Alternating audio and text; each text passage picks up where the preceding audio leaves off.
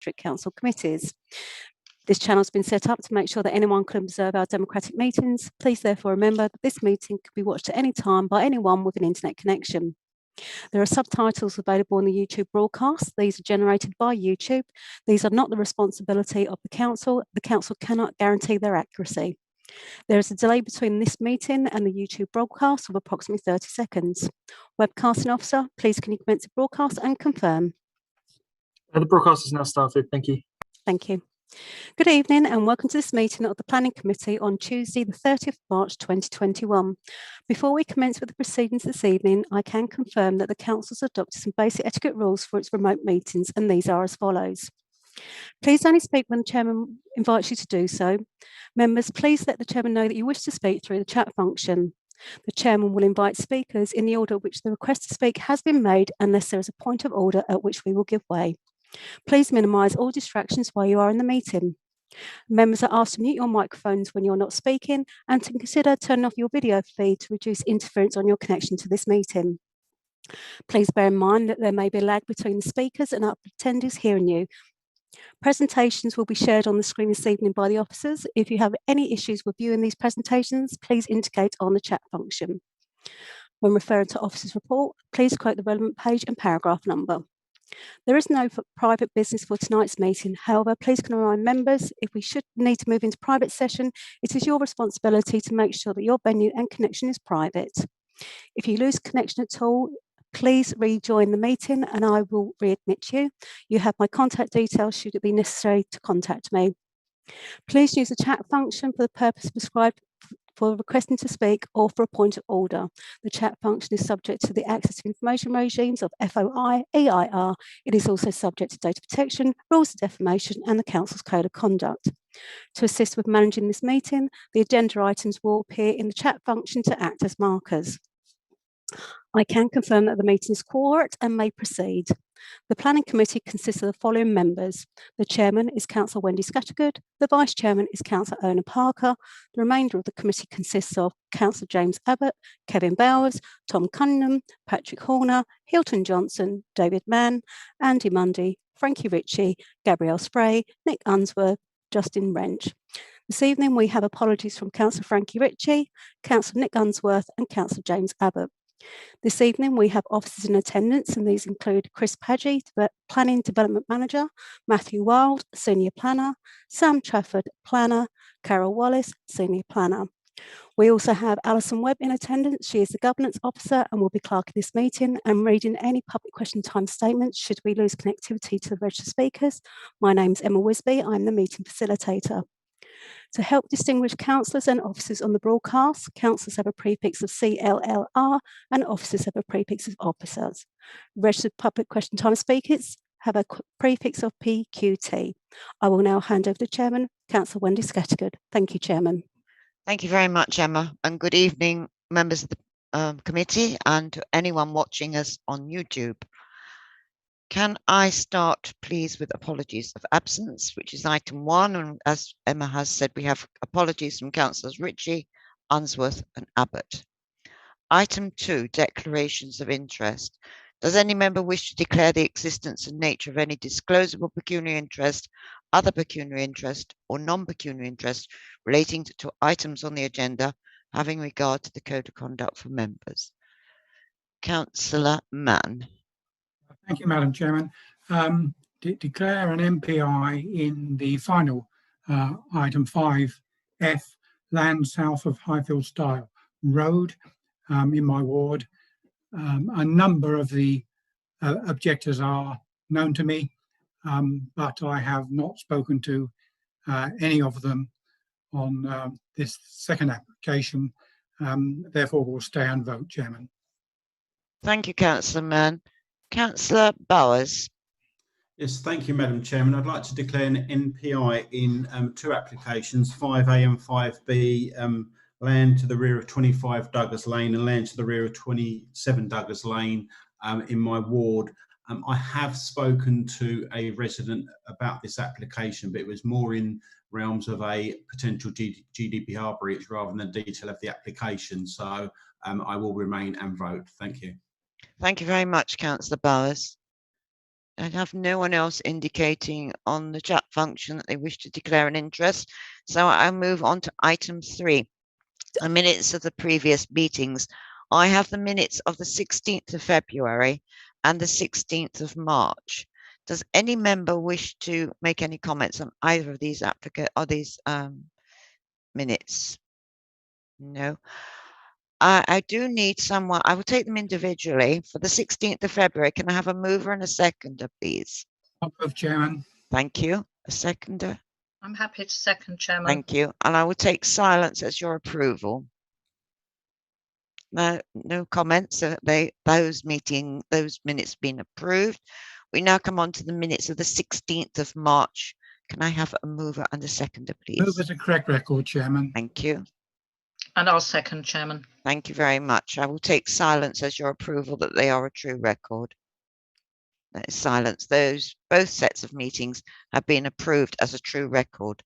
We now come on to item 4, public question time. We have no general questions this evening. Chairman, could I just intervene? Sorry. Could I ask that you make a joint declaration for the public question time speaker who is yes. on behalf of the chairman? We have a public question time speaker, which is Councillor Jackie Pell. Councillor Jackie Pell is in her attendance as a member of House of Town Council. Mrs. Pell is also a district councillor.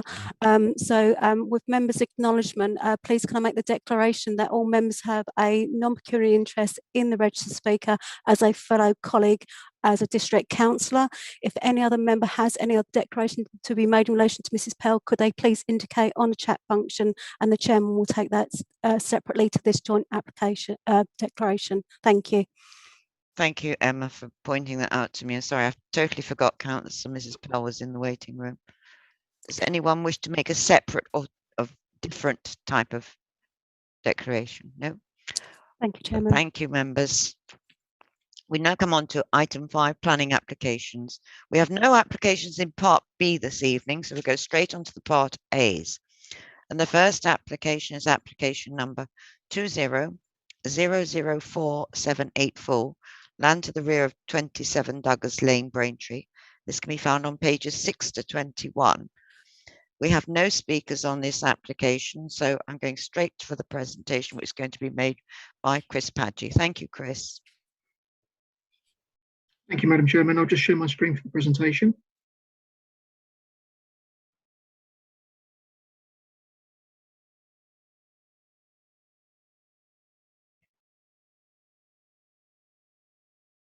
And hopefully that's appeared. So the application before you this evening is for land to the rear of number 27 Douglas Lane in Braintree. The proposal is for the erection of 2 3-bedroom, 2-storey detached dwelling houses, with the access being provided from Mill Park Drive. I'll just take you through the set of plans first. I've got a couple of photographs as well. So starting off with the location plan, and I'll zoom in slightly on the next slide, which shows it a little bit more clearly. So you've got the existing property outlined in blue and the application site area outlined in red. And you can just see here the access being provided off of Mill Park Drive. And then coming to the site arrangement. So this shows the location of the 2 proposed dwellings, the car parking to the front of each of those dwellings, and the access and the turning space within the site itself in this location that would allow for parking and access to the properties, with the rear garden areas being provided to the rear of both the properties, but maintaining a back-to-back relationship with the existing properties to the rear. And again, just in terms of the highways plan, so it shows the new vehicle access being created. So from the application site, crossing an area of green space onto Mill Park Drive. And if I come on to the detailed design, so this is the front elevation of the proposed dwellings. So you can see 2-storey in height, although the first floor is being provided within effectively the roof space with cat slide dormers. A more subservient addition to the side of each of those dwellings. You would have noted from the site arrangement plan that the dwellings are slightly splayed to address the curvature of the streets. And then the detailed elevation. So again, you've got the front elevation the two side elevations and just the rear elevation. So again, the rear mimicking the front with the accommodation at first floor being provided within the roof with the cat slide dormers. And effectively handed elevations for plot 2. And again, you've got all 4 elevations of the proposed property. And then just the floor plans. So 3-bedroom dwelling over 2 floors, and again handed for unit 2 for plot 2. And then just some photos. So this is looking to the rear of the site. So the application site is on the left-hand side of the hoarding there. You can see the site has been cleared, and you can see the existing property to the rear. So you can see quite a long garden, and I'd ask members also to note level changes. So you've got a slope down from the existing dwellings down to Mill Park Drive and to the application site. So just again, slightly different angle, but looking on the right-hand side, for which there is the second application on the agenda this evening. Slightly more view over to the left-hand side. And then just, so this would be as you're coming out of the proposed vehicular access. So this is a view to the right across to the bridge, and then a view over to the left-hand side as well. So you can see the sort of the green character, I suppose, along this part of Mill Park Drive, along this piece of sort of open space and green space along this part which separates the 2 estates. So in terms of key considerations and officer view on this particular application, so as a site, we don't consider this to be an appropriate site for new residential development given where it's located. We are concerned about effectively a character issue here in terms of the introduction of new residential in this location and the impact it would have on the arrangement of the open space and the look and feel of the area, and the contribution that space actually makes to the street scene and the separation between the 2 estates. So we are concerned that there is a sort of a principal objection here to the introduction of new residential in this location, which would have that wider detrimental impact on the wider character of the area and also the street scene. We are also concerned with this particular application that actually the detailed design and the way how the 2 dwellings are proposed to be sited, that this would also be harmful to the street scene and also the character as well. And then we have a plethora of other reasons for refusal and concerns, which effectively could in theory be overcome if the applicant was to appeal through submitting additional information.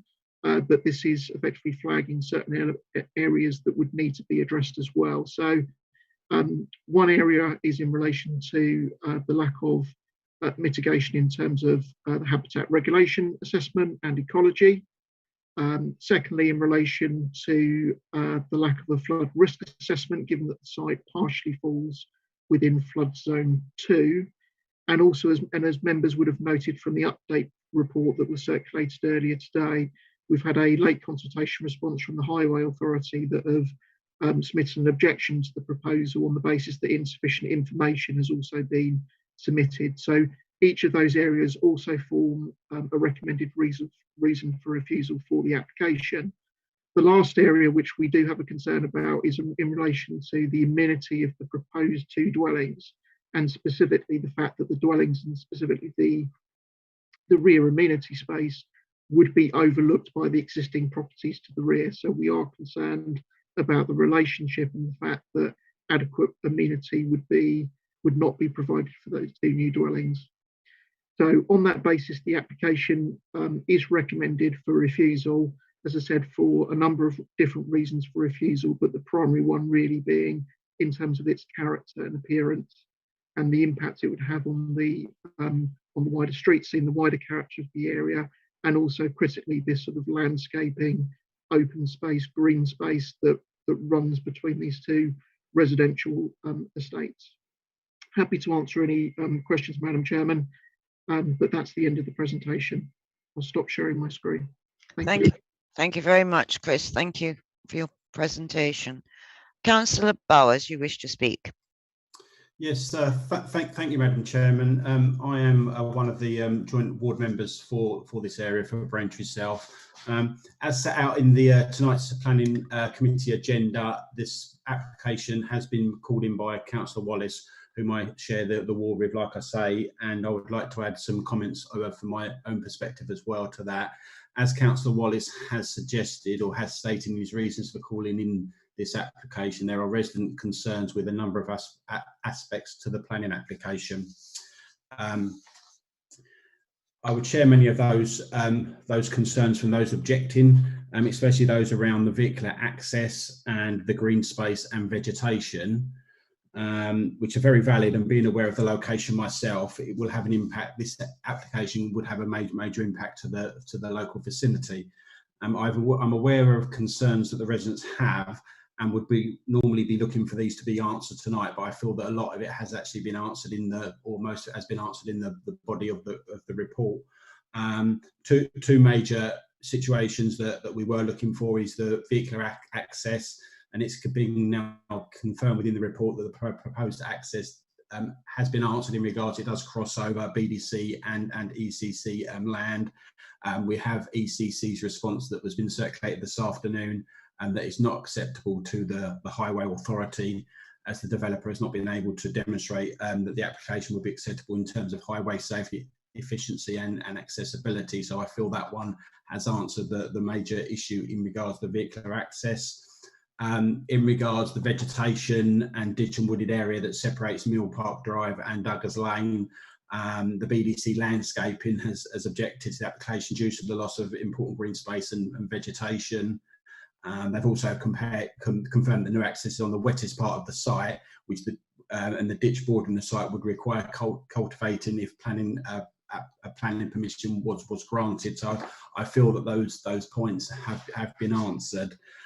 As the report suggests, this would have a detrimental impact on the character of the area and the appearance of the area, and especially with the green space and the space erosion between the two housing estates. I am in agreement in the conclusion that the officers, or totally in agreement with the conclusion that the officers have come to, and welcome the recommendation that this application be refused by the committee tonight. I feel it's, just following on from that, I feel it is not appropriate for new residential development as the officer just stated. And personally, I feel it would be a real concern for the character of the area for reasons that have already been stated within the report, and I think Chris has just touched on. Therefore, I am happy to move refusal of this application with the added reason that was circulated today. Thank you, Madam Chairman. Thank you very much indeed, Councillor Bowers. Does that find a seconder before I move on? Happy to second, Chairman. Thank you, Councillor Mann. I have got you down for speaking next, so I come to you now. Thank you. Well, I won't repeat what Councillor Bowers has said. Agree with all of it. Agree with the officer's report in full. Watched Mill Park Drive grow from the previous use, and it's been over quite a period of years, developed in parcels, as some of us can remember, but integral to it was this green loan between the two areas of residential development, and I believe that that would mitigate against the principle of development on this green space, and I fear that any development there would be intrusive. And I think, above all, one thing that hasn't been said would set a precedent for further infill that we wouldn't want to see. So happy, as I said, Chair, to second. Thank you, Councillor Mann. I have no one else indicating they wish to speak. Councillor Bowers has moved the officer's recommendation, which is refusal. It's been seconded by Councillor Mann with the additional reason for refusal that we've received this afternoon regarding highways. I'm now going to put that to the vote. Oh, sorry, I've lost my voting slip. Councillor Bowers. For. For refusal. Okay. Councillor Cunningham. For. Councillor Horner. For. Councillor Johnson. For refusal. Councillor Mann. For refusal. Councillor Monday. For refusal. Councillor Mrs. Parker. For refusal. Councillor Mrs. Spray. For refusal. and Councillor Wrench. For refusal. Thank you, members. That has been refused unanimously. Thank you. We'll now move on to the next application, which is 5B, application number 2000950, full, land to the rear of 25 Douglas Lane, Braintree. Once again, we have no speakers on this application, so I go straight to Chris for the presentation. Chris, Thank you, Madam Chairman. I will just share my screen again. Thank you.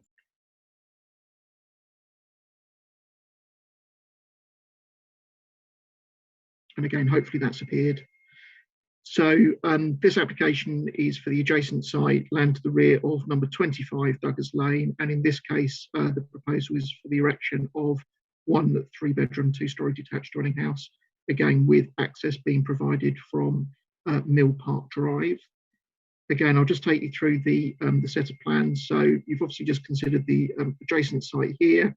You'll be able to see from the location plan, again, access being provided from Mill Park Drive over the area of green space into effectively the rear of this site, again to the rear of number 25.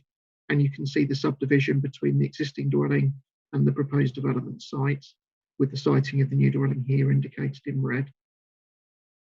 And then just a little bit more of a detailed site plans. This shows the arrangement, so you can see the access, the parking that's proposed effectively to the rear of number 23, the rear amenity space, and then the dwelling with a turning space being provided within the extent of the site. And then just in terms of the elevation, so a different design approach from the previous proposal, more 2-storey in terms of its form, but very simple in terms of its design and appearance. And again, just for the completeness, the floor plan showing the 3-bedroom arrangement upstairs over the 2 floors. And then again, same pictures. So again, we're looking to the right-hand side here, and a little bit more of a detailed look at the site. So this shows some of the existing vegetation which would have to be removed.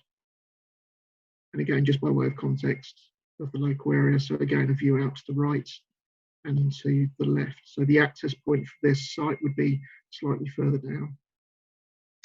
So in relation to this application, very similar to the previous one. So again, the same principal concern exists in terms of the introduction of new residential in this location and the consequential impact in terms of the character and appearance of the area. We haven't raised a specific concern this time around in terms of the detailed design of the dwelling, but we still maintain the wider concern really about the loss of this, the space and the impact in terms of the wider character of the area. We have the same concern in relation to the rear amenity space and the extent to which that would be overlooked from the properties to the existing properties to the rear. Again, we have a concern there about the adequate nature of the quality of the amenity space that would be provided for the new property. And then in relation to the other matters, which again effectively are all issues really in relation to insufficient information that form separate reasons for refusal. So again, we have taken them in turn, the issue in respect of habitat regulation assessment, insufficient mitigation, again, lack of a flood risk assessment. On this particular application as well, we haven't received an ecology survey for this particular site. So again, we've added that as an additional reason for refusal on the basis that insufficient information has been submitted at the current time to demonstrate that the impact would be acceptable. And then again, we have the same issue in relation to highways.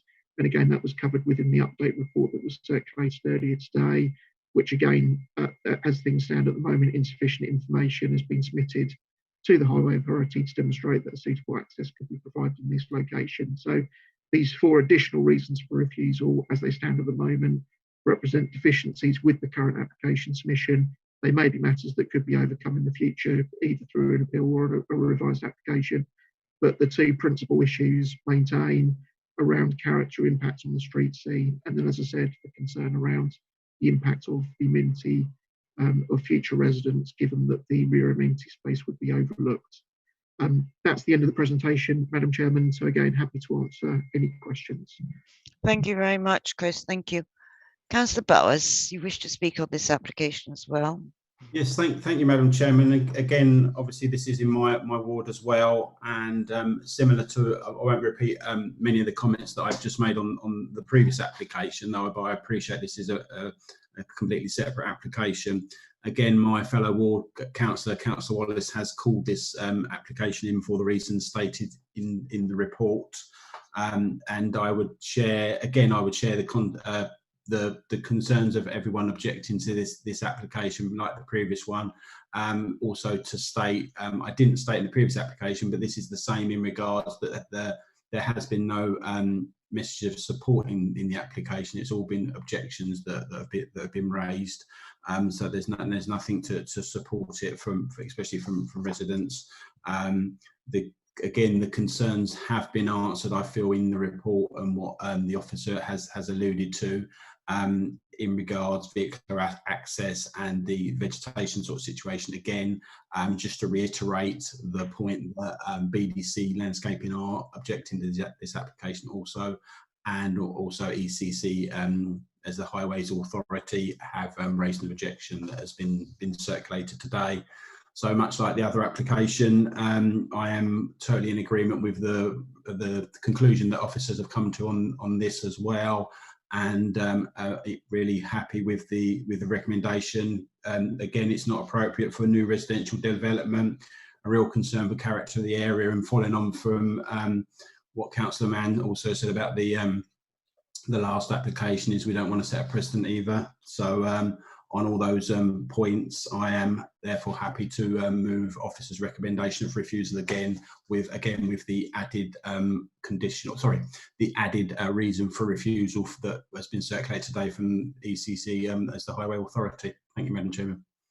Thank you, Councillor Bowers. Councillor Mann. Oh, yes, Councillor Mann, do you wish to second? I have an message. You are muted, Councillor Mann. Chairman, sorry about that. That's all right.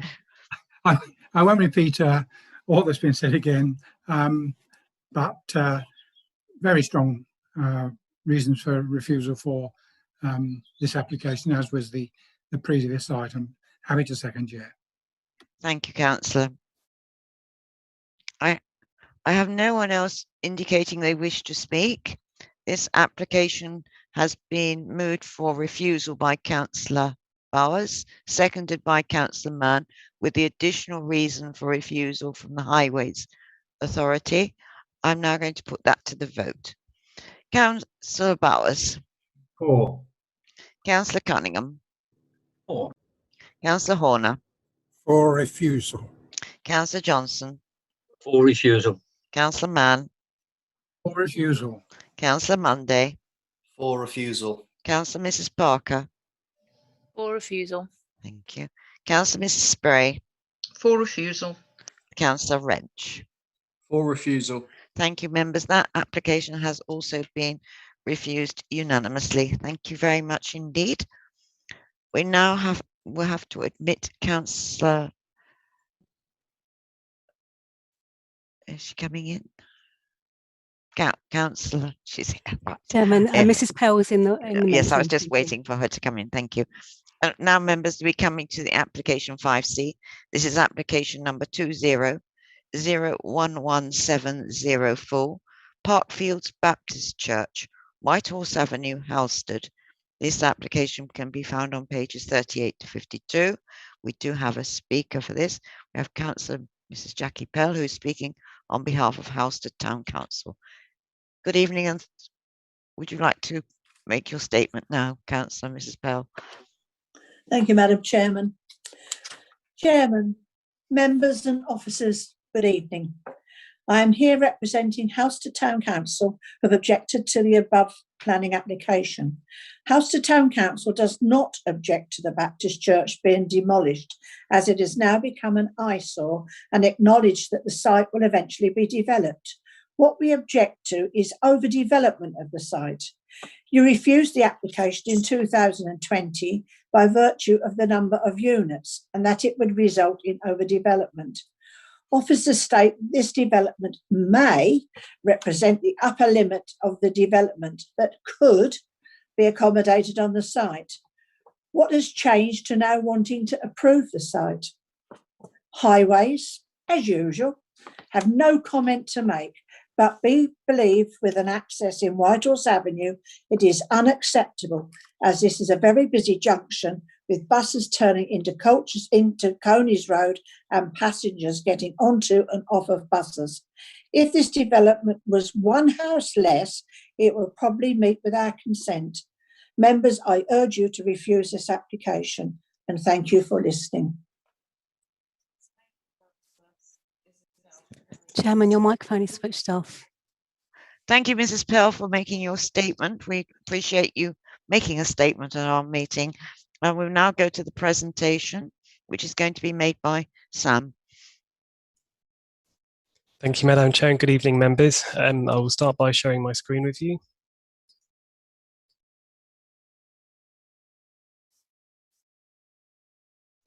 I hope that everyone can see my screen.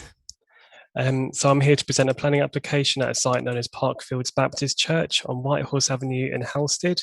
The application proposes the demolition of a Baptist church and the construction of 2 pairs of semi-detached dwellings. This plan shows the location of the application site, and the application site is located on the corner of Whitehorse Avenue and Coney's Road. I'll just provide a brief history of the site as well. Planning permission was approved in 2013 for the demolition of a former church hall and the erection of 3 new houses on Coney's Road. I'm not sure if you can see my cursor, but these dwellings are down here. They're numbers 4 to 8 Coney's Road. Planning permission was approved in 2018 for the demolition of the remaining church building and the erection of 3 houses, 1 more fronting Coney's Road and 2 fronting Whitehorse Avenue, and that permission is extended until November 2018. In March 2020, planning permission was refused for the demolition of the remaining church building and the erection of 4 houses. This consisted of 2 fronting Coney's Road and 2 fronting Whitehorse Avenue. I understand this is the application which was referred to by Councillor Mrs. Pell. This plan shows the proposed block plan.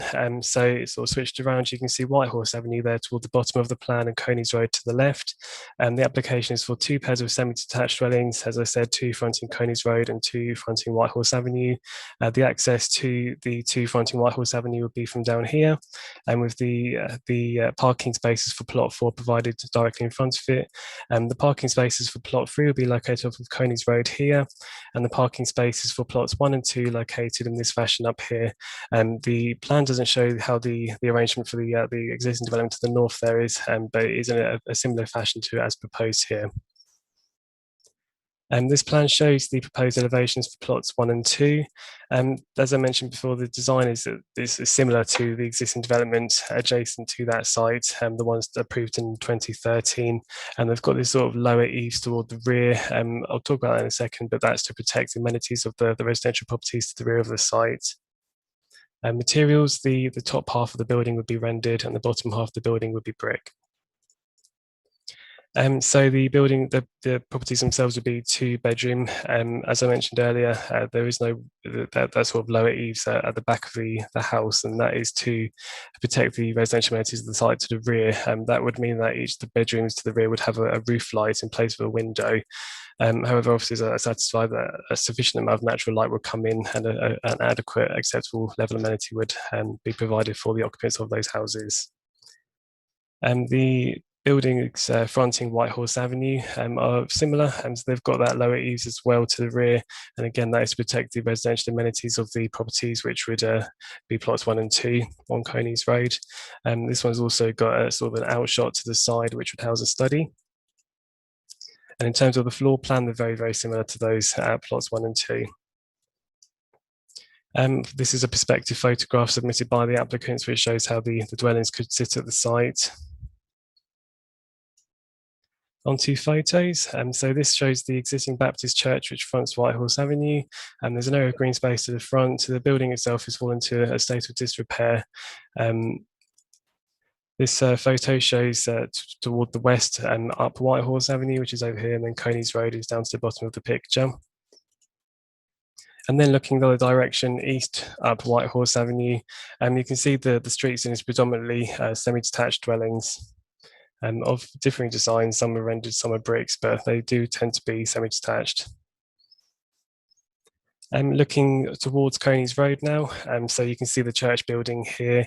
Those were those 3 houses that I mentioned earlier that were approved in 2013 have now been built, and they've got that sort of lower eaves toward the rear elevation as well. This photo shows the relationship between the site and the existing houses at Whitehorse Avenue. So here I'm standing on Coney's Road looking at the church building towards number 52 Whitehorse Avenue. And looking north from the site towards Whitehorse Avenue from Coney's Road. So onto policy considerations, the application site is located within the designated settlement boundary of Halstead. The site has good accessibility to services and facilities. As I mentioned earlier, the site has an extant planning permission for the demolition of the existing Baptist church and the erection of 3 residential dwellings, with 2 fronting Whitehorse Avenue and 1 fronting Coney's Road, adjacent to the existing new housing. In terms of principle, then the proposed development is acceptable. Councillor Mrs. Pell mentioned earlier the application which was refused last year, and what might have changed for us to be in a situation where we're now approving this one or recommending this one be approved. I'll just go through that in a little bit of detail. So officers at that point weren't satisfied based on the information provided that the number of units could be accommodated on the site without resulting in an overdevelopment. The previous scheme included a large expanse of hard-standing fronting Whitehorse Avenue, which you can see here. Which would have been out of keeping with the general street scene. The new dwellings didn't reflect the building line of Whitehorse Avenue. They were quite a bit further forward than 52 Whitehorse Avenue, as you can see there. And part of the garden to plot 3 would have included part of the dwelling at plot 4. So that's this black line here. That wouldn't have been an acceptable form of design. And overall, those issues were characteristic of an overdevelopment of the site. The design of plots 3 and 4 would also have led to an unacceptable overlooking impact in the garden of 52 Whitehorse Avenue, and that was because they didn't have that lowered eaves towards the rear. So cumulatively, the harm there, it was an application which was recommended for refusal. So sort of comparing it with the current application, I'll go through the main changes that have been made. Obviously, there are other ones as well.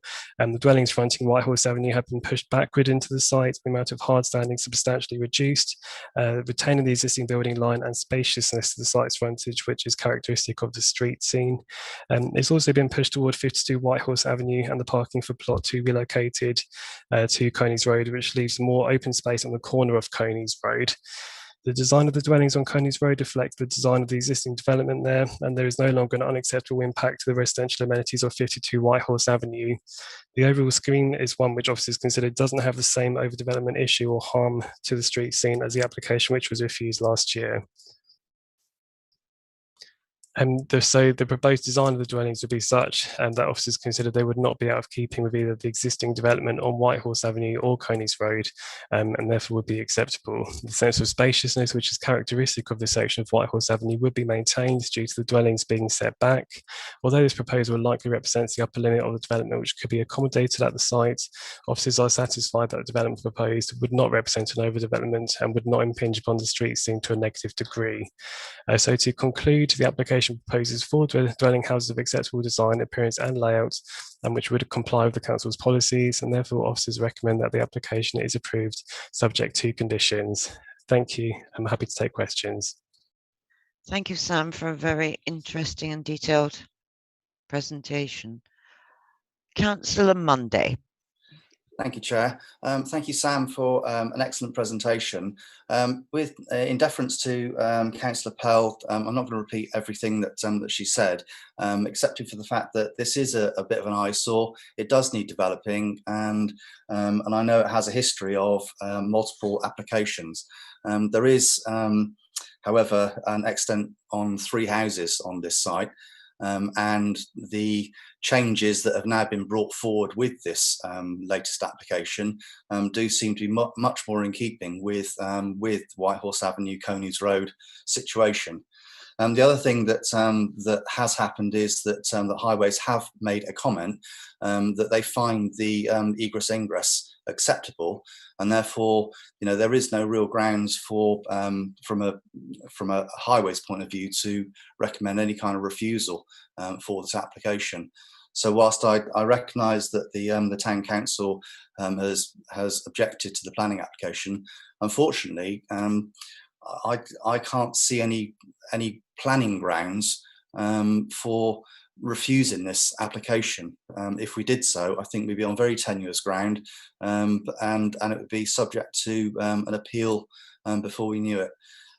So I am going to reluctantly move officers' recommendation for approval for this application. Thank you, Councillor Monday. Does it find a seconder before I move on? No. I'll second, Chair. Thank you, Councillor Mann. I've got you down to speak next. Would you like to speak, please? Very much. Well, I'm very reluctant to disagree with the Town Council and Councillor Pell in particular, but I think Councillor Mundy has it correct. I mean, I know the site quite well. I've in past times been in both church and the church hall.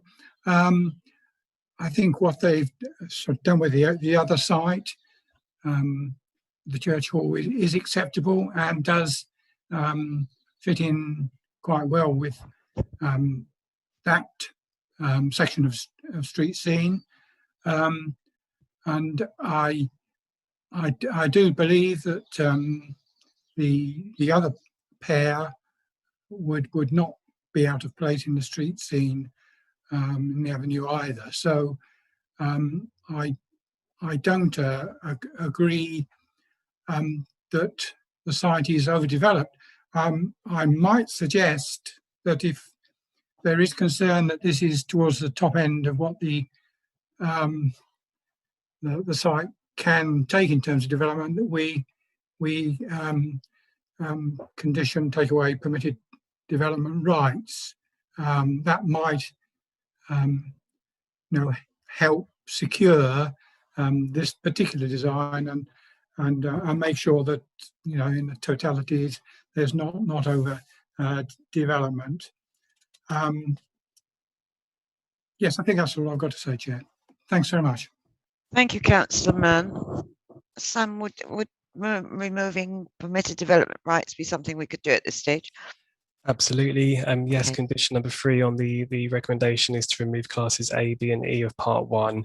So that would be the right to extend the property, the right to install dormers into the properties, and the right to build outbuildings within the curtilage of the dwellings. So that's covered anyhow. Thank you very much indeed. Councillor Mrs. Parker. Thank you, Madam Chairman. Yes, I was just reading back through the agenda just to look at what has the existing planning permission for 3 dwellings, and just confirming to myself that the house on the single dwelling on Coney's Avenue was a house rather than a bungalow, which I believe is the case. It would have been a house, a dwelling of identical design to the ones that have already been built. So I think the thing that's, I mean, I do take what Mrs. Pell was saying actually about what is the difference between this and the appeal, and there isn't which was refused, there isn't a huge amount of difference. So I do agree this is an improved scheme. The only thing that's really sort of bothering me really is the amenity of the existing of the proposed dwellings, and particularly that second bedroom with a sloping roof, because I suspect you'll only be able to stand up in half of it. But so if it wasn't for the fact that identical dwellings had been granted on the adjacent site, I think I would be rather reluctant to approve this. I know that only literally by 1 square metre fits within the nationally described space standards. I am troubled by that bedroom with a sloping roof and no window, but I wouldn't have that as a sufficient reason to refuse it given the previous application on the neighbouring site, but it does bother me. Thank you. Thank you, Councillor Mrs. Parker. Well, I have no one else indicating they wish to speak. It has been moved and seconded. It's been moved by Councillor Monday and seconded by Councillor Mann that we approve this application. I'm going to now put that to the vote. This is for approval, members. Councillor Bowers, For. Councillor Cunningham, For. Councillor Horner, For. Councillor Johnson, For approval. Councillor Mann, For approval. Councillor Monday, For approval. Councillor Mrs Parker, For. Councillor Mrs Spray, For. Councillor Wrench. For. Thank you, members. That application has been granted. Thank you, Councillor and Mrs Pell, for attending. Good night. I'll wait for Mrs Pell to. Good night, members. Thank you very much. Good night. Bye. We now come to the next application, which is 5D. Application number 20-01515, full land rear of 197 London Road, Black Notley. This can be found on pages 53 to 90. We have no speakers on this application, and the presentation is going to be made by Matthew. Good evening, Matthew. Can you share your screen, please? Good evening, Madam Chairman. Good evening, members. Thank you. I will share my screen now.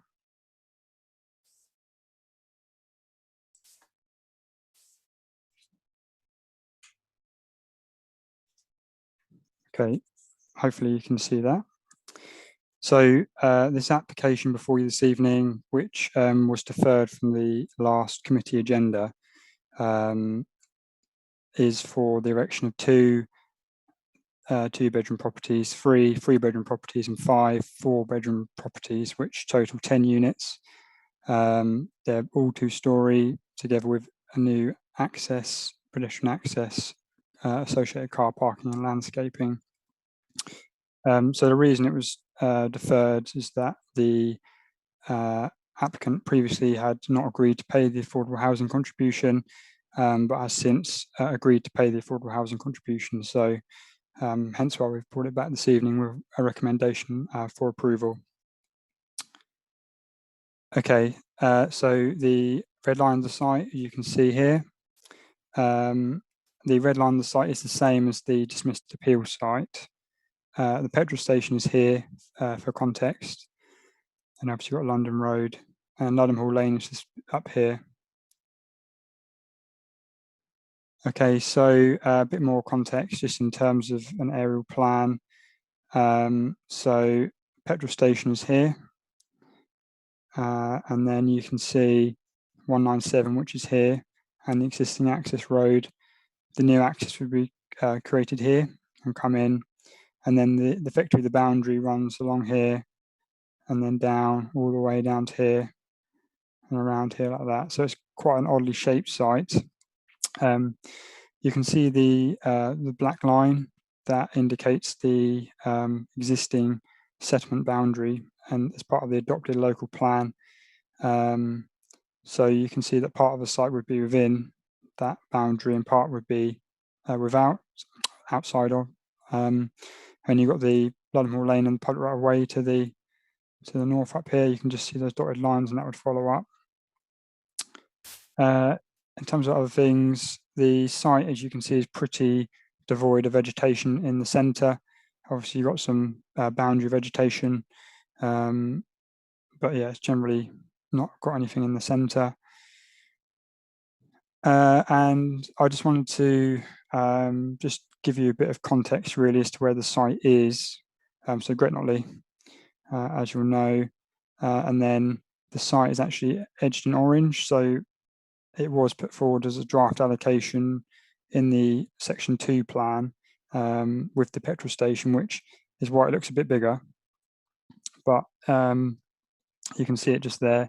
And in relation to this wider context, obviously you can see the sort of the large allocation at the rear kind of envelops it. So yeah, just to make members aware of that really. Okay, so what I'm going to try and do is flick between the dismissed appeal site plan and the proposed site plan, just to make it easier for members to sort of digest the changes. You may have had to place and spot the difference when you're looking at the plans. So hopefully I'll make that nice and easy for you. So the dismissed appeal site plan was for 12 dwellings. What I probably am going to do is concentrate primarily on the issues that were raised by the inspector, because obviously as you'll see in the report, the council did raise other issues which were not supported by the inspector. So the developer this time seeks to obviously overcome those issues that were raised by the inspector. Okay, so I think first point to note really is the change in the layout. So previously you could see that the access road came all the way in, it had sort of a type 3 turning head at the end. What we're looking at now is something slightly different, where the turning head actually ends further into the site, and then you've got like a shared surface, smaller road, which sort of serves the other dwellings.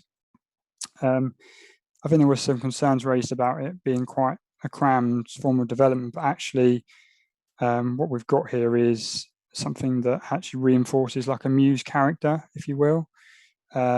Whereas previously it was a bit more kind of utilitarian and its design, it could be anywhere. I think with this, it kind of does help create its own kind of character with that access road.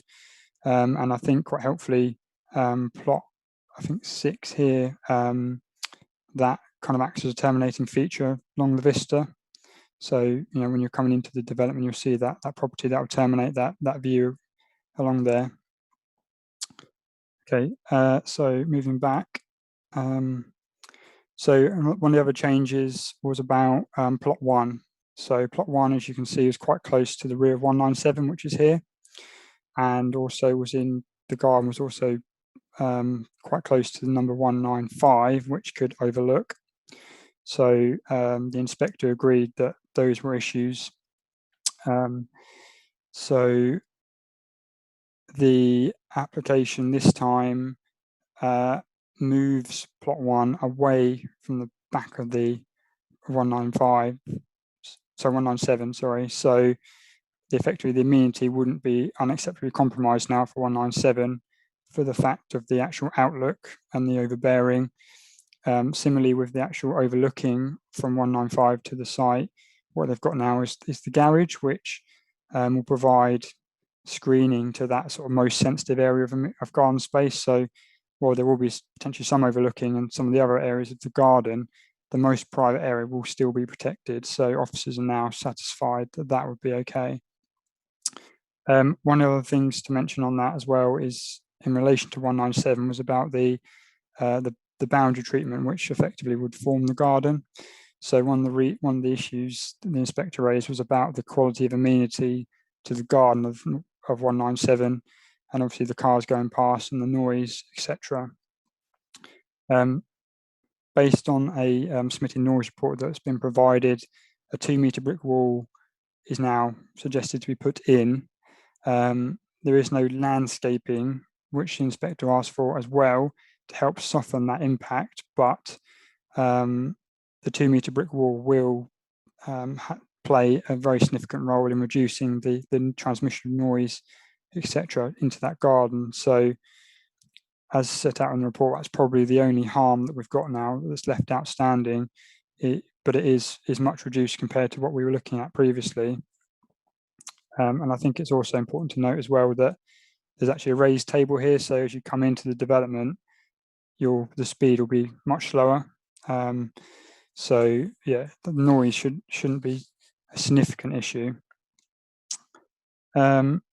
Okay, so the other issue, one of the bigger issues was in relation to the proximity to site boundaries. So you can see plot 6 here, very close to this boundary, and Ludham Hall Lane, and the views across were considered to be quite important by the inspector because it's quite open, as we'll see from the site photos. And you have the carport here as well. And the other thing about proximity was plots 10 and 9 here to this protected tree. Now that it might not look that big on there, but it's a very sizable tree. So due to the proximity, officers had concerns about the actual amenity, and potentially loss of light, and also pressure to remove the tree or certainly significantly alter the tree. So if I flick to the proposed site plan, So what you'll see actually is that plot 5 now has been stepped quite a bit further away from the boundary, and what actually we've been able to secure is a 2-metre strip, so a metre for like a copper beech hedge, and then you've got a metre to sort of maintain that, which would be in a management company. So a bit like, if you remember what I was saying last week, my application, they didn't have one. This is the sort of thing where the sort of thing that I meant. So effectively it would be secured through the Section 106 agreement, and then it would have a management company come and maintain that hedge, and that would effectively help screen the development from views, or at least soften it. And I think the boundary treatments here will also be important for these plots 3 and 4, which is to be secured by condition. And then plots 7 and 8 have actually been pushed forward so that they're further away from the tree. So given that it's south facing, I think that's just about enough to overcome officers' concerns in that regard, and address the inspector's concerns. Okay, and then the other thing was about the scale. So you can see that some of the properties had dormer windows and these sort of flying links, and some sort of pergolas and carports, etc. As you've seen, these are now gone. So the spaces now are just sort of spaces with the landscaping. They're all 2-storey properties, and officers are proposing to remove permitted development rights so that you can't have any dormers, to sort of introduce that 2.5-storey character. So hopefully it should stay the 2-storey, which is more akin to that kind of muse character. And actually, I'll come back to that. So yeah, I just wanted to quickly just sum up that then. So just to say that officers are now satisfied the layout changes will go a long way to address the concerns raised by the inspector. As I've said, the only outstanding issue really is about there isn't space to introduce some landscaping to mitigate on 197 in terms of the noise impact, but the situation now is vastly improved from what it was historically looking at. So yeah, obviously that's part of the planning balance. And then yeah, just to show you this, so one of the recommendations of the noise report, as well as the 2-metre brick wall, was actually to have 2.5-metre fencing around the boundary with the petrol station. So just to sort of provide a bit of an acoustic screen, if you will, to these properties to preserve their amenity. And then just to show you some of the tree protection plan, which has been provided. So you can see that the dwellings are outside the root protection area, which to the big tree, and then you've got some sort of no dig solution over here, or hand dig with those parking spaces. And then yeah, you can see most of the trees are to be retained. There's a couple of sort of lower quality trees that are to be removed, and some hedging. Okay, I won't spend too long on this, just flicking through some of the elevations. So plots 1 and 2, which is 4-bed and a 2-bed, brick and overboarding here. And then the accommodation is above the nationally described space standards, and that just gives you a flavour of what it's going to be. I haven't included floor plans for all of the dwellings. Plots 3 and 4, again, slightly different. So you've got render and you've got brick. I think it's worth noting on these ones that they have the chimney stack either side. So this side is what would be, so if you were coming into the development, that's what you'd see because of where plot 3 is. So that would be, plot 3 is here. So you'd see that corner if you like. So it's important to have some visual interest there. So you've got that chimney stack and you've got the fenestration, which does that. So it kind of gives it that dual frontage, if you will. And then the other side of plot 4, which is where plot 5 will look out onto, that has a chimney stack as well and some boarding, just to give that a bit more visual interest and give that some sort of depth. But yeah, and then you've got some exposed rafter feet as well, some of the seals, stone seals. Again, just showing you these are both 3-bedroom properties, they're just mirrored. So plot 5 is one of the larger 4-bedroom units. This one's weatherboarded. Yeah, sort of similar in terms of some of the cues it picks up from the other houses. And plot 6 is the same, but it's rendered. But and it actually has a chimney as well. But it does, and the rafter feet. But it does. It's the same house type, but it just kind of bringing in that kind of different character. And then I've just included the floor plans for plot 5 and plot 6. So they're identical, apart from the attached garage. And then plot 7 and 8, 2 4-beds. This is one of the smaller 4-beds. Again, the chimney stack because this is the elevation that you'd see from the road, as we saw with plot 3. So again, having that visual interest. And then 9 and 10 are similar to sort of plots 1 and 2. And just to give you a flavour of the sort of street scene, so you was looking towards Ludham Hall Lane this way, plots 1, 2, 3, and 4. And then you're looking at the back of the development, plots 5 and plot 6, which is what you'll see if you look down the vista, as I said. And then this is looking in the southerly direction. So you've got plots 7, 8, 9, and 10. Okay, just quickly flick through some of the photos then. So the shell garage, and then this is where the access would be created. This is where I'm standing, is existing access. And yeah, you can see how it sort of bends round to 197, 195 over here. Yeah, so this is sort of a direct line of sight, if you will, towards the access. You can see the existing property here, 197, and the car wash for the petrol station, and that just shows that. Slide 23 shows that in a bit more detail. Just looking back towards where the access would be, looking up the access point. Again, a photo taken different time, so the car didn't just magically disappear. But you can see the garage that's to be removed to facilitate the development. So just further back, looking back at the proposed access point up here. This is the sort of the petrol station, and this bit would be just over here. So just for bearings, and this is the back of 197 and its garden. It's the garage to be removed, and then yeah, so I'm sort of standing in the back part of the existing garden of 197, and you can see the edge of the garden of 195, which is here. I've turned 90 degrees and now I'm looking towards Ludham Hall Lane, and you can see straight away that there is those views across. I've turned approximately 70 degrees, so I'm looking down to the bottom of the sites down here. So Ludham Hall Lane up there, so you can see that there is quite some visibility between the sites. I've turned about 15 degrees to look, at the bottom of the site, which is here, and then obviously that back border over here.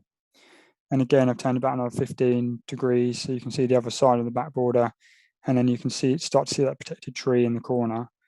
So I've moved now to the back of the development, looking back. So 197, 195, Ludham Hall Lane over here, petrol station, the existing garage.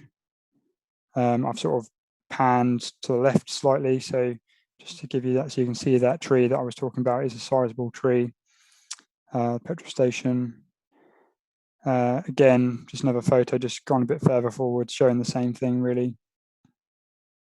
And then the one final picture just showing the back of the petrol station and the existing gate. And then a couple more photos. So where I was taking those photos earlier from the back of the garden of 197, which is over here, I was taking from about here. And then you can see the Ludham Hall Lane. And again, this is just to show you how open the boundary is at the moment. We've got the neighbouring property over here in the tennis court. Yeah. Okay, so just to sort of sum up then, so the site is partially inside and partially outside of settlement limits, as I showed you where the boundary was. So there's a partial conflict with the adopted local plan, but the site does have a draft allocation, including the petrol station for residential development in the Section 2 plan. So it does comply in part with the draft Section 2 plan. As we know, no 5-year land supply at the moment, and there's no sort of heritage or paragraph 11D harm in PPF, which would disengage the tilted balance. So we're very much looking in favour of development.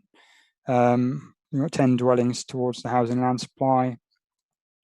It's an accessible location, and there'll be jobs during construction and contributions to the vitality of the settlement.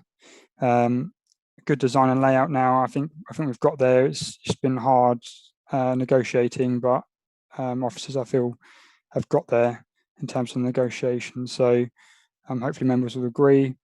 And then we've got the open space contributions and affordable housing, which has been agreed to be paid. The HRA has also agreed to be paid. There was a bit of missing text, hopefully, that members will have seen in the circulation. But the missing bit was £125.58 per dwelling. In this case, the developer has sought to agree these ... So it's just that little bit. But the key thing is that they've agreed to pay it. Harm to the amenity of number 197, as I discussed, but quite considerably reduced compared to the appeal scheme. So taking into account all of those benefits compared to that kind of sort of lower level harm, officers have concluded that the harms wouldn't outweigh the benefits in the tilted balance, and therefore the recommendation for members this evening is to approve, and I'm more than happy to answer any questions. Thank you. Thank you. It was a very interesting presentation. I'm still trying to take bits and pieces in. Thank you. I have Councillor Mrs. Spray wishing to speak first. Councillor Mrs. Spray. Thank you, Chairman. Thank you, Matt, for very good presentation, which I think helped sort of separate out the differences between earlier applications and this one. Yeah, this is a site, it's been to and fro a bit, hasn't it? But I think on balance, I do think the applicant has got there. The differences being, well, we've got a reduction for a start from 12 dwellings to 10. I think one of the key things is the reconfiguration of the layout, which does give a better appearance, both for neighbouring properties and fitting in with the surrounding area. And then, of course, the affordable housing contribution, which was an issue previously. I think on the whole, they have managed to address the inspector's concerns. There is still a slightly adverse impact on number 197, which is unfortunate, but from a planning perspective, I guess they've just about done enough to satisfy the inspector. Probably, you know, if it were to go back again, I think we'd be pretty pushed to defend a refusal on, you know, on that point. So I think taking into account the reduction in the number of homes, the affordable housing contribution, and the fact that they have obviously worked with officers to try and make it more acceptable in terms of its of how it looks and how it appears. I think, you know, from this committee's point of view, it's probably enough to say that, well, certainly from me, I'm happy to move officers' recommendation for approval, and I do think it would be nice to get this site sort of developed and looking as good as it probably as it can be. Thank you, Chairman. I'll move approval. Thank you, Councillor Mrs. Spray. Does it find a seconder before I move on? Yes, I'd be happy to second. And you are next to speak, Councillor Mrs. Parker. I've got you down for speaking next. Do you wish to speak now, please? Yes, please. Yes, please. Yes, no.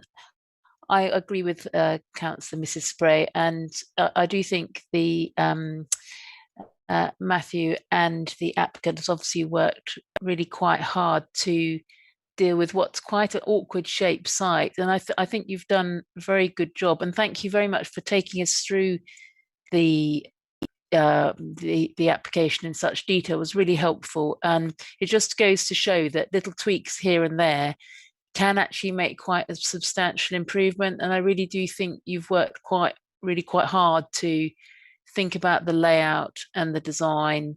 There is quite a lot of features that I like, the termination point, the looking at the houses in all directions and what needs to be done to improve the design as you approach from one direction, positioning of the garages. I think all the slight sort of rejigging that's gone on have improved it quite significantly, and I think it's going to be quite a nice little development. So I am very happy to second it. I don't really have much more to say. The only slight concern I do have, obviously the issue of the noise for number 197, but I do note that there's a proposal to have a granite set raised table. I hope the bump up and the bump off the granite table wouldn't be really annoying to the residents of 197. Would you like to just comment on that, Matthew, whether that's would be more annoying than to reduce the speeds? Sorry, Madam Chairman, if that's all right. Thank you, Councillor Mrs. Parker. Matthew, did you wish to comment on that before I move on? Thank you. Yeah, I've got to be honest, I haven't really, I suppose, thought about that. Yeah, I think the granite table is partly in reference to the highway requirements to make sure that the vehicle speeds are appropriate in that section, because it is a bit narrower.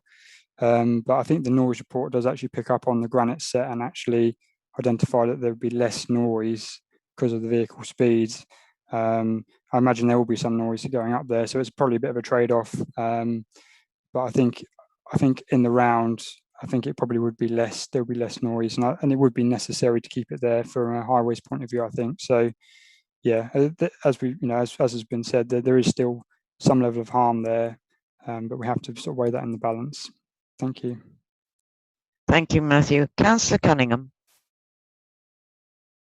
Thank you, Madam Chairman. My apologies. I did drop out just in the last sentences, I think, of the presentation, but I certainly got the overwhelming majority of it. I have to say I've got decidedly mixed feelings about this planning application. As a local ward member, it's another chapter in the long-term story of London Road Braintree and London Road Black Notley of backfill, infill of existing houses, and I personally would have liked to have seen more. I would have liked to have seen some greater concessions from the developer. Whilst the affordable housing allocation is welcome, it still sits uncomfortably that it's sort of half in and half out of the existing settlement boundary, particularly when the Black Notley parish has potentially allocated significant development in the years to come with the allocation of a significant strategic growth site. I think the parish of Black Notley deserved a little bit better and perhaps could have had a little bit better, but I appreciate where we are, our ability to refuse this is decidedly limited, and we would be on thin ice if we did. But personally speaking, I'm still a little bit, on behalf of residents, I'm a little bit disappointed with this application. Thank you. Thank you, Councillor Cunningham. Thank you. Well, I have no one else indicating they wish to speak. It has been moved by Councillor Mrs. Spray and seconded by Councillor Mrs. Parker. So that is for approval. So I'm going to put that to the vote. Members, we are voting to approve this application. Councillor Bowers. For. Thank you. Councillor Cunningham. Abstain. Councillor Horner. For. Councillor Johnson. For approval. Councillor Mann. For approval. Councillor Monday, For approval. Councillor Mrs Parker, For. Councillor Mrs Spray, For. Councillor Wrench. 4. Thank you, members. That application has been granted with 1 abstention. Thank you very much indeed. And thank you, Matthew, for your lengthy presentation. Now, I was quite mesmerised by going from the reviews or the appeal site back and forth. I was finding it very interesting. It was a very good way of seeing it. Thank you for that. We now come on to application 5E. This is application 2001555 full, Hubbard's Farm, Shalford Green, Shalford. We have no speakers on this application. It can be found on pages 91 to 100, and the presentation is going to be made by Sam. Over to you, Sam. Thank you. Thank you, Madam Chair. I will start by sharing my screen again. Bear with me 2 seconds. I hope everyone can see that. So this is an application for the erection of an agricultural farm building located at Hubbard's Farm at Shalford Green at Shalford. The location plan, the application site is located to the southwest of Church End and to the northeast of Shalford Green. The applicant currently farms 250 hectares of arable land. As you can see from this plan, there are existing agricultural buildings at Hubbard's Farm. However, these are predominantly occupied by Grove Smith Turkeys, which is a separate enterprise to that, which belongs to the applicants. These buildings are situated outside of the blue line plan. So this is within the blue line, and this is outside. You obviously can't see the full extent there. Onto the block plan, the building highlighted by the red circle was granted permission through an agricultural prior approval application for the erection of a grain store in 2019. However, that has not yet been implemented. During the course of the application, the positioning of the agricultural building has been moved to address officers' concerns regarding sprawl of agricultural buildings beyond the boundary of the established farmstead setting. It was previously proposed in the location of the blue circle and has now been moved to the site to the area highlighted in grey, so that's this building down here. This is currently a vacant area with a gravel hardstanding enclosed by a mature hedgerow boundary. The proposed agricultural building is for the purpose of storage of machinery and associated agricultural equipment.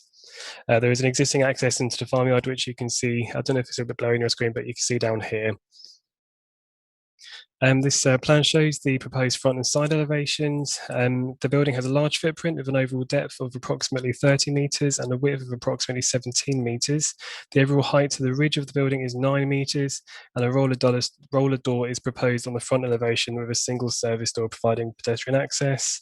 Officers consider that the proposed materials, which consist of a red brick base, green cladding to the top, and aluminium roof sheeting, would harmonise well with the surrounding agricultural buildings and the countryside setting.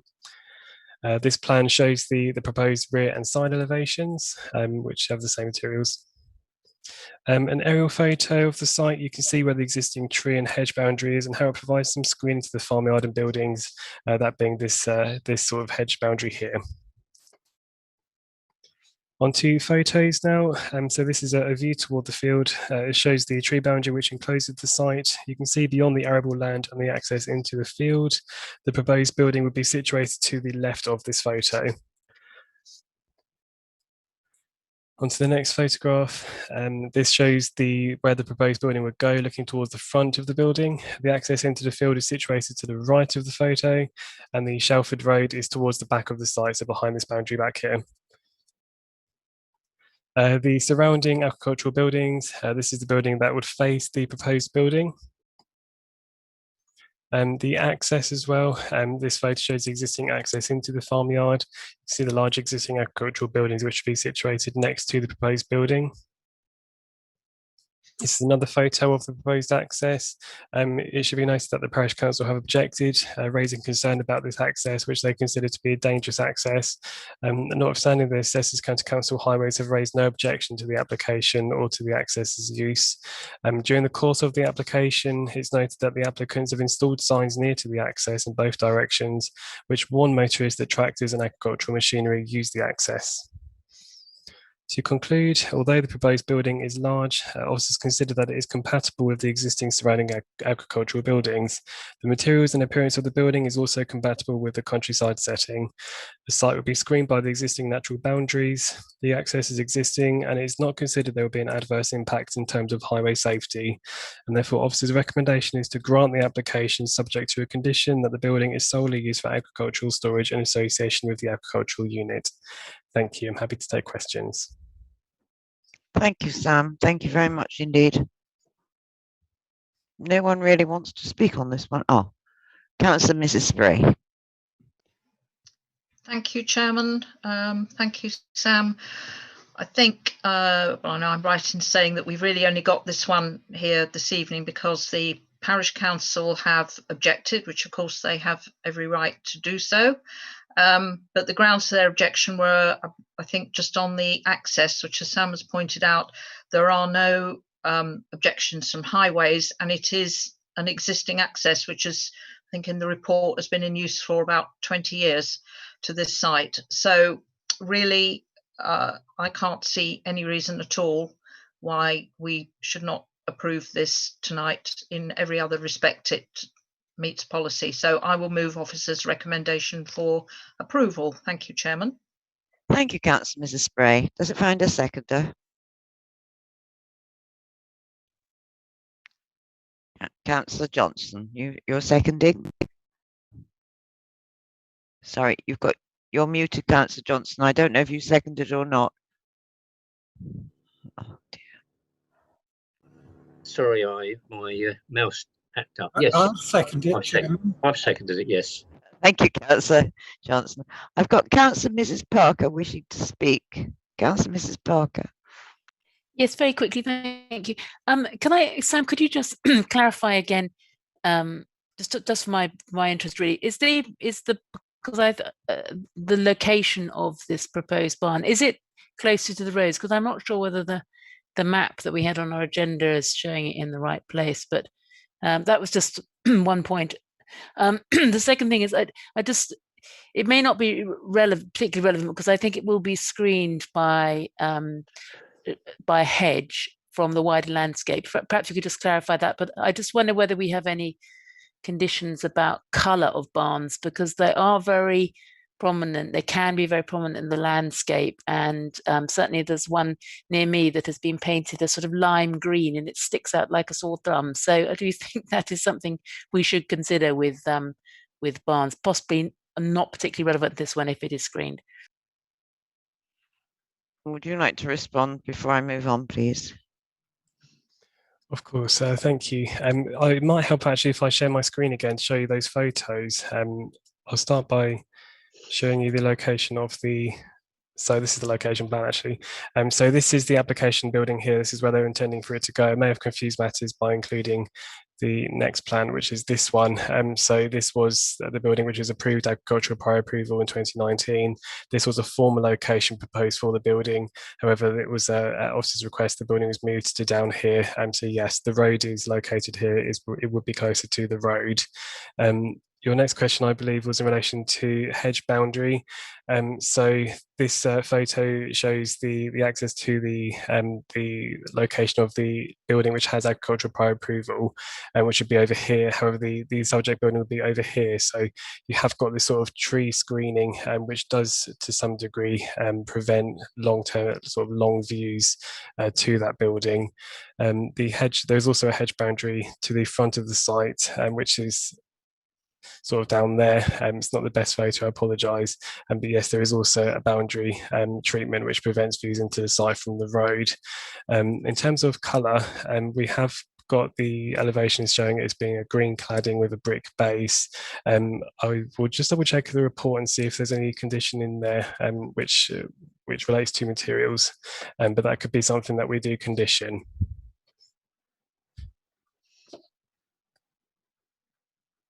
While you're looking at that, I'll go to Chris Padgey, who wishes to say something while you're looking that up, Sam.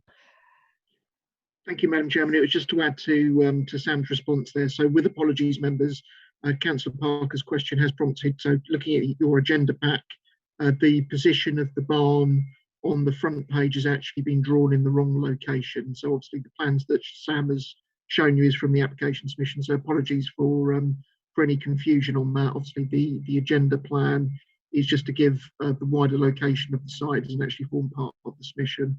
So that's just is being drawn in error. So apologies for that omission on officer's side. Thank you, Madam Chairman. Thank you. Thank you very much. I go back to Sam now. Thank you. There's no condition on the agenda relating to tying the colour of the barn to certain colours. However, we could attach a condition to that effect. I found that in my area, as I live in among all the farms, the very dark green barns are the ones that do not stand out so much in the countryside as the light green. I know the farmers certainly have liked this, what you're describing as a sort of, well, it's a paler version of our agendas in a way, and they seem to be popping up, but the dark green ones definitely in the countryside do not stand out so much. So if members were feeling that way, then I think we could ask for dark green finish to the barn. I'll go back to you, Councillor Mrs. Parker, for your comments. Yes, I would like I would like that, please. Thank you, Madam Chairman.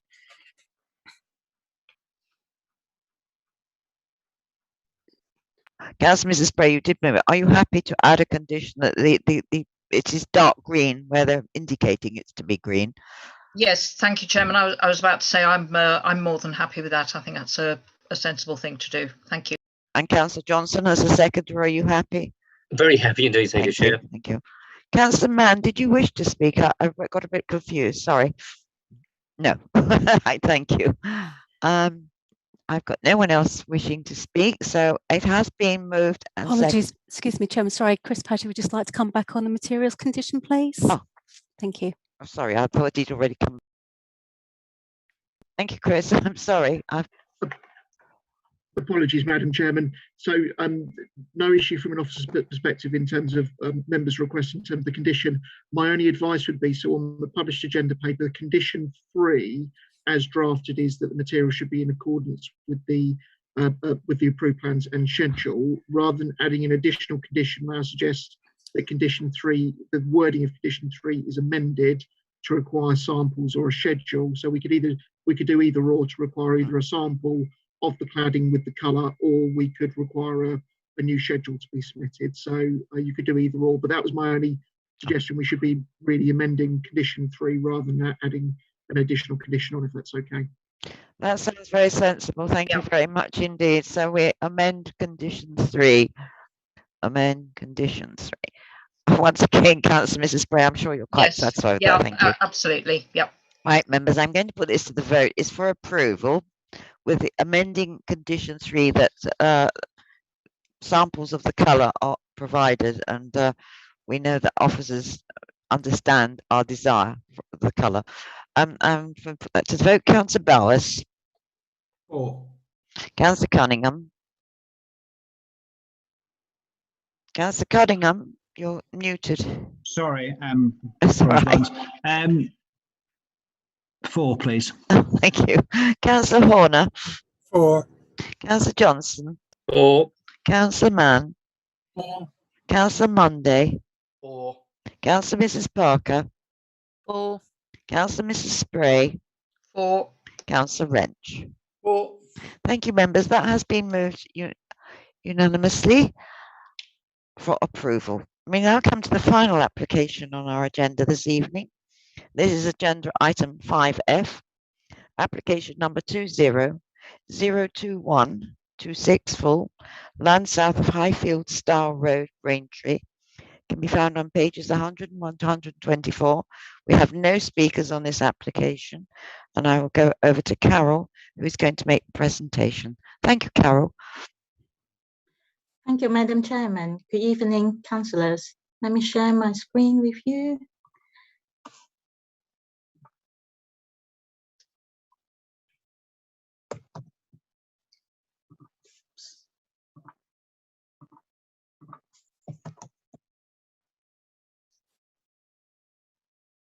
So this application is for erection of 10 detached dwellings to the south, to land south of Highfield Stile Road in Braintree. The application site is located to the south of Highfield Star Road, to the east of the properties along Broad Road. It is located outside but immediately adjacent to the town development boundaries of Braintree. The site is currently a greenfield site, currently covered with shrubs and vegetation. There's also a line of existing trees along the eastern boundaries, and there's a public footpath along here. Existing access is made via Highfield Star Road, which is a single-lane carriageway without public footpath. To the east of the site, beyond the tree belt, is agricultural field, and this field actually forms parts of the Straight Mills strategic housing allocation, and an outline planning application has been previously reported to the Planning Committee, where members has resolved to grant planning permission subject to Section 106 agreement. This slide shows the proposed site plan. Just a bit of history. The site was actually previously having a refused planning application for erection of 9 dwellings, and that was refused by the Planning Committee in November last year. I'll show you the, sorry. This is the refused site plan of the previous application, which was proposed for 9 dwellings. Compared to the previous scheme, the current scheme is actually proposing 10 dwellings. So each of the plot size is actually, on average, slightly smaller than the previous scheme. The house, all 10 dwelling is now facing towards the east. And on average, each of the dwelling footprint is slightly smaller than the previous scheme.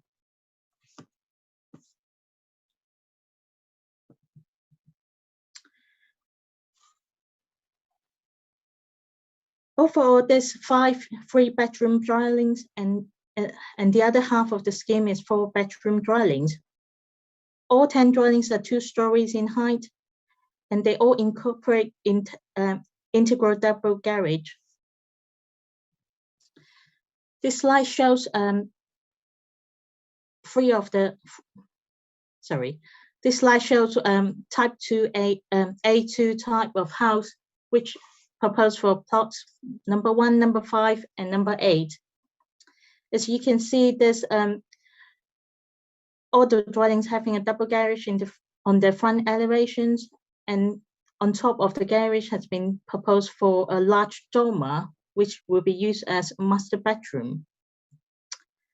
This is a second type of the house proposed for plots 2 and plots 9.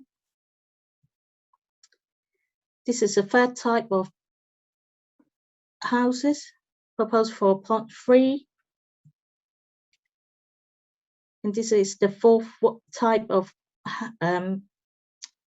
4-bedroom houses proposed for plots 4, 6, and plot 7. And finally, plot 10 has the largest footprint in terms of size.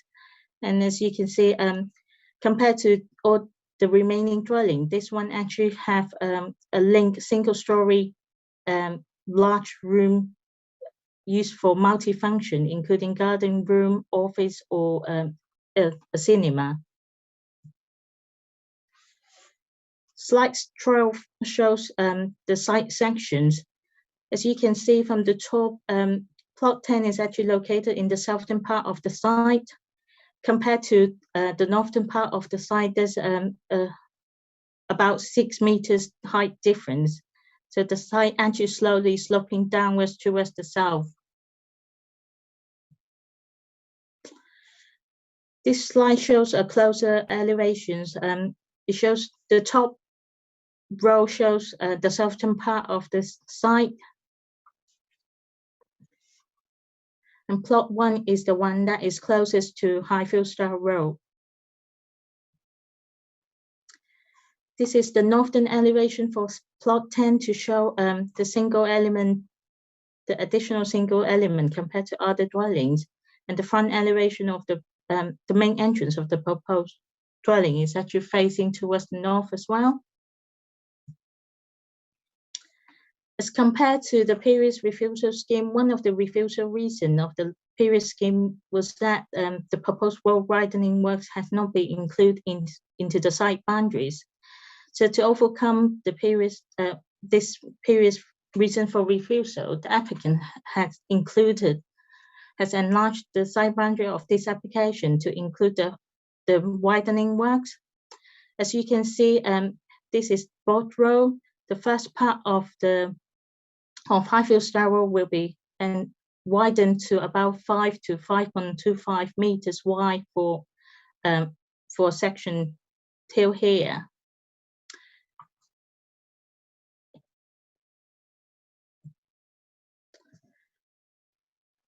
At the moment, there's a temporary tree preservation order covering the site.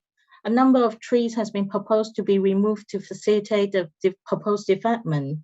A total of 41 trees or tree groups will be removed, including 7 oak trees that has been protected by the TPO.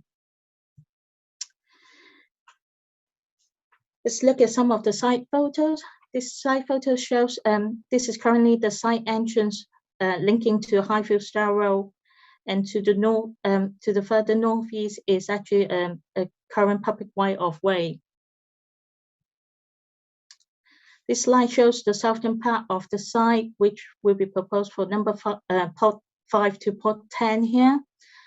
There's quite a number of trees in this part of the site, and most of them are covered by the temporary TPO.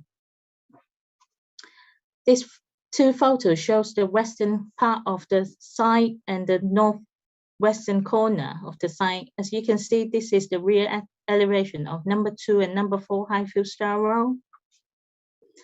And the western boundary is a sharing boundary to the rear garden of those properties along Broad Road. And this photo shows another group of trees that are covered by the TPO, and to the east of these trees is a current footpath. This photo shows to the east of the site is part of the strategic site at Strix Mill. This photo shows the view from the site looking towards the strategic site. And this is the public footpath that I mentioned earlier, and that is along the eastern boundaries. This photo shows from the existing site entrance looking towards along Highfield Star Road towards Broad Road. As you can see, there's currently a high hatch, roadside hatch, and as part, the applicant is proposing to widen the road, so this high road hatch will be removed. This is the wheels along Highfield Star Road towards Broad Road, and this is number 1 Highfield Star Road. This is a section that the applicants propose to widen to allow for passing bays. And this is the junction of Highfield Star Road and Broad Road. The next few photos will show the properties in the neighborhood. Number 2 and number 4 Highfield Star Road will be the closest to the site.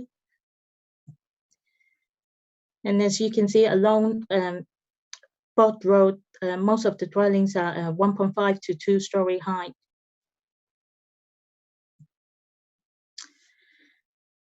So to summarize the application, officers of the view that the current design is still of poor quality. The proposed dwellings, compared to the previous application, is still considered to be overly large, and they are wholly incongruous with and out of keeping with the local character and appearance. The proposed housing type is still not in line with the strategic housing market needs identified from the strategic housing market assessment. Officers still of the view that the proposed design and layout has a very poor relationship with existing properties along Board Road and the consented strategic scheme and Strict Mill. And the applicant still failed to overcome the previous refusal reason in terms of amenity. Officers still find that it's not in line with Essex design guide, and there will be detrimental harm to existing residents and future users. As mentioned earlier, quite a number of trees will be has been proposed to be removed, and that includes 7 of the TPO trees. And some of the retained TPO trees are too close to the proposed housing footprint, so that will also restrict the natural lighting available to future users. In terms of planning contribution, the applicant has indicated that they're willing to contribute for public open space and financial contribution towards affordable housing. But at the moment, Section 106 has not been secured. So when considering the overall planning balance, and because of the current situation that the district did not have a 5-year land supply and the engagement of the tilted balance, officers still of the view that the harm identified is significantly and demonstrably outweigh the benefit of 10 additional dwellings, and therefore is recommended for refusal. And that's the end of my presentation, and I'm happy to take any questions, please. Thank you. Thank you, Carol. Thank you very much indeed. I have Councillor Mann wishing to speak. Councillor Mann. Thank you, Madam Chairman. My ward, this site, as mentioned, has been before us before. It is a draft allocated site, so we would expect it to be developed, but I think that we all anticipated that the access would be from the Straits Mill strategic growth development next door, as with the smaller site to the south of this one, which also is a draft allocated site. I believe we saw those 3 sites, big one, 2 small ones, as a whole, because there are 2 problems in my book to what's before us this evening. The first is access. I'm still unhappy with the access proposed. I am uncertain that there is sufficient land within the ownership of the applicant to achieve the wider access that he's putting forward. In any way, I don't at all believe that we should be taking the starting point that we're accepting that it's going to be necessary for cars to back up and to reverse because they can't pass, as outlined in the response. It's disappointing that the county council, our highways friends who have shown this evening that they can be proactive, have not been, I think, more rigorous in their assessment of this particular access. I would want to be assured that all sort of access problems are ironed out and demonstrated, that what is promised can be achieved before construction at any time is allowed in the future.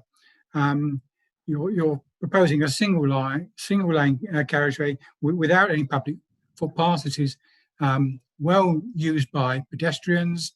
You've got conflicting cars. You've got pedestrians in the mix.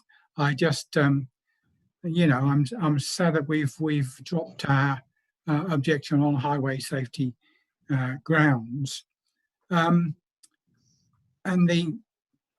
the other point, as well put in the presentation, thank you very much. The nature of the housing that is being proposed is completely out of keeping with that existing in Broad Road, and that's proposed in Straits Mill, and so it will undoubtedly harm the character and the appearance of the immediate area, and so yeah, this is a developable site. We've picked it, but I think we're still quite a long way from finding something that is sort of acceptable here. So happy to move officer's recommendation, Chair. Thank you very much, Councillor Mann. Does it find a seconder before I move on? Second, Madam Chairman. Thank you, Councillor Bowers. I've got Councillor Johnson next, and then if you wish to speak, Councillor Bowers, I'll come back to you. Councillor Johnson. Thank you, Madam Chair. When I got the papers and saw there's going to be another proposed tragic loss of trees, I'm just grateful that Councillor Abbott's not here. If he's watching, he must be livid. I mean, it's an awful lot of trees when we've got so many people trying to plant trees to improve life, not just trees and hedges which are affected, it's also birds, etc. And I quite am sure the officer's comments where it would be possible to not have to take all the trees down. I just can't see it and certainly can't support it. Thank you. Councillor Bowers, did you wish to come back as I interrupted you when you seconded it? Thank you, Madam Chairman. Yeah, nothing really to add. I completely agree with everything that Councillor Mann said. I don't think I could say it any better myself, and completely against this application. So happy to second the proposal. Thank you. Thank you. Thank you. Well, it has been moved and seconded that we refuse this application. Councillor Mann has moved it and Councillor Bowers has seconded it. I'm now going to put that to the vote, members. This is for refusal. Councillor Bowers. For. Councillor Gunningham. For. Councillor Horner. For. Councillor Johnson. For refusal. Councillor Mann. For refusal. Councillor Monday. For refusal. Councillor Mrs. Parker. For refusal. Councillor Mrs. Spray. For refusal. And Councillor Wrench. For. Thank you very much. Thank you, members. That brings us to the end of our applications for this evening. I would like to thank all our planning officers, and I would like to thank once again House to Town Council for sending someone when they objected to something, which is nice when people do that. And I'd also like to thank the governance team for assisting me. And I've got a terrible crackling in my ear at the moment, so I'm not quite sure what that's causing. And I'm sorry, but I've got the first spell of hay fever started today. It's why I've been streaming and making mistakes because I can hardly see the screen. But I will say good night and hand over to Emma. Thank you very much indeed. Thank you very much, Chairman, and thank you, members. Members, before I ask the webcaster to terminate the broadcast this evening, I'd like to remind you that the Council will be obtaining performance data to your connections to this meeting this evening.